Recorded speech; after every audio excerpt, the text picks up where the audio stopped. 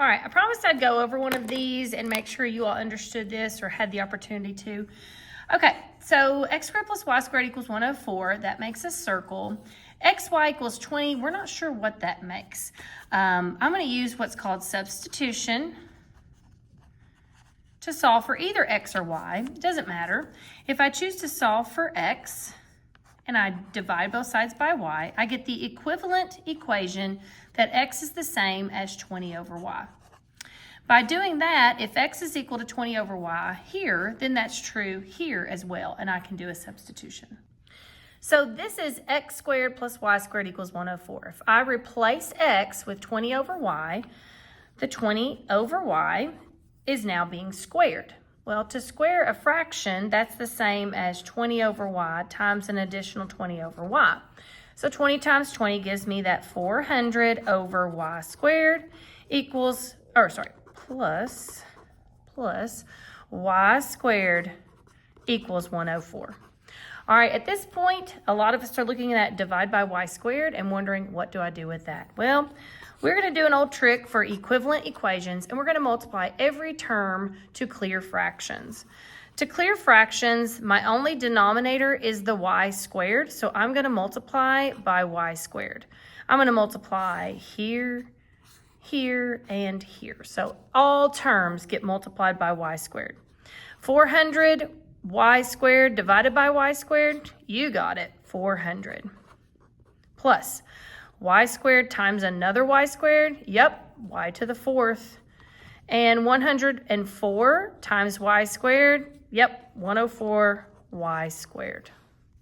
At this point, many of you go, oh, well, I need it to equal 0 so I can do the quadratic formula. And I said, oh, don't do that, but actually, yeah, let's do that. Can I use the quadratic formula? Kinda.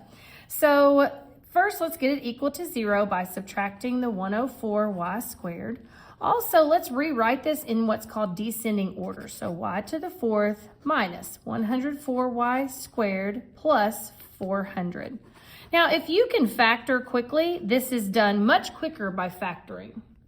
Quick reminder, what multiplies to give 400 adds to give negative 104. But let's say you don't factor. It's not something you like, but you do like the quadratic formula. Normally, the quadratic formula is set up as x equals negative b plus or minus the square root of b squared minus 4ac all over 2a. But let's just say, wait a minute, I don't even have an x.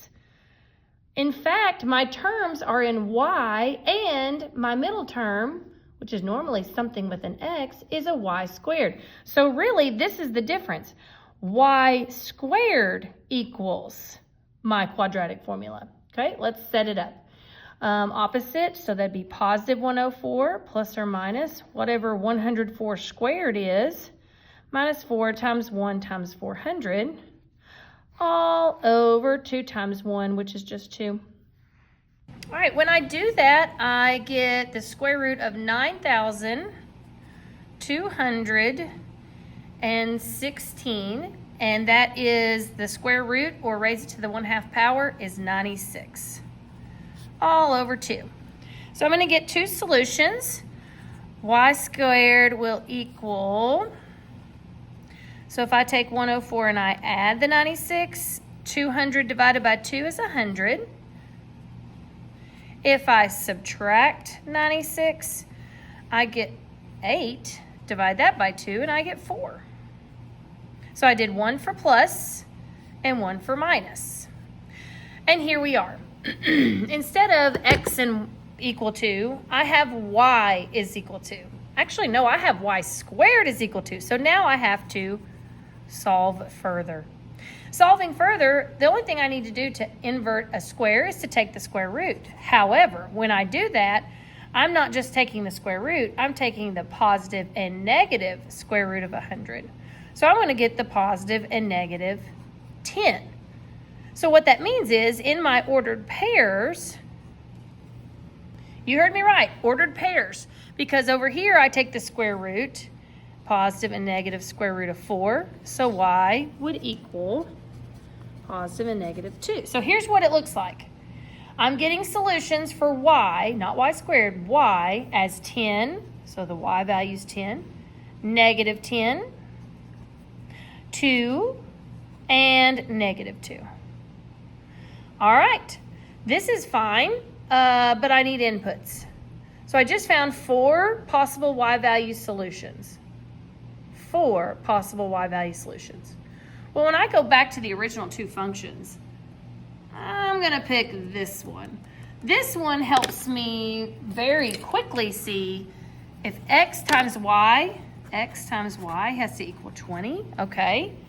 If x times y has to equal 20, what times 10? Well, that's 2. What times negative 10? Negative 2.